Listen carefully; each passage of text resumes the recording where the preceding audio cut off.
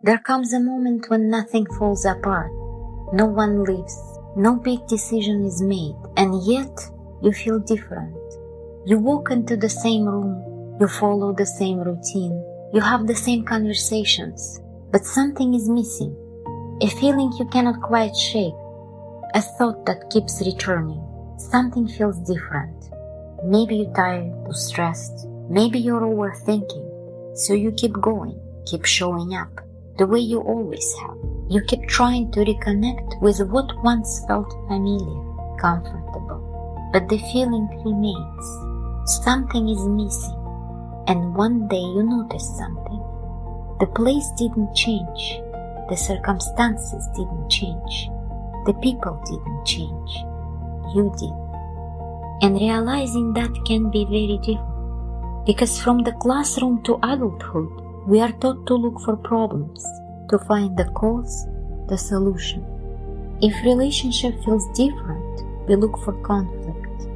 If a job feels different, we look for dissatisfaction. If a friendship feels different, we look for reasons. We look for a problem that needs to be solved. But sometimes there is no problem.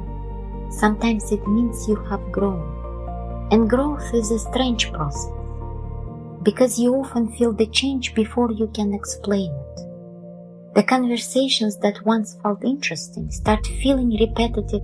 The goals that once motivated you begin to fade. The responsibilities you once carried with ease start feeling heavy.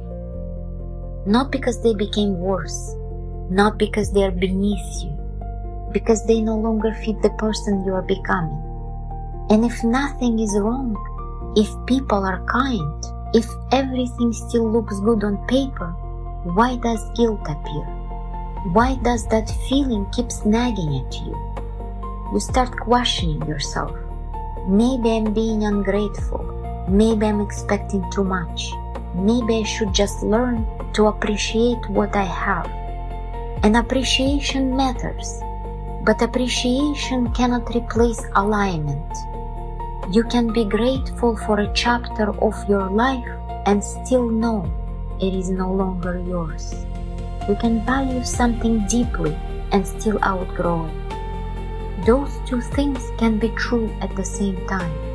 We often imagine growth as gaining something, a new opportunity, a new version of ourselves, new day, new me, version 2.0.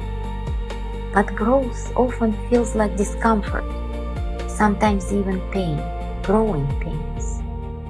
Because growth is the experience of standing between two identities, the one you used to be and the one you haven't become yet. That space can feel very lonely because the old life no longer fits, but the new life has not fully formed, and for a while you exist somewhere in between, in a limbo, not lost, not fallen, not fully who you were, not yet who you are becoming.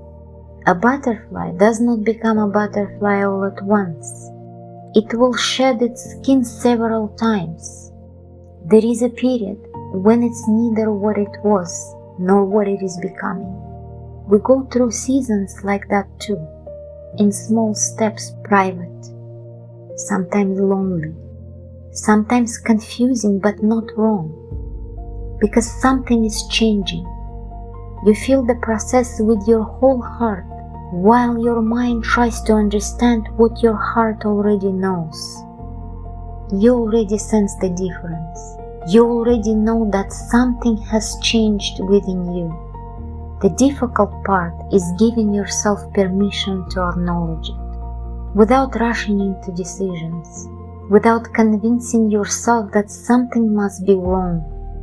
And maybe that's why so many people remain for years inside places they have already outgrown. Not because they are unaware, because there is comfort in the familiar, even when the familiar no longer nourishes us.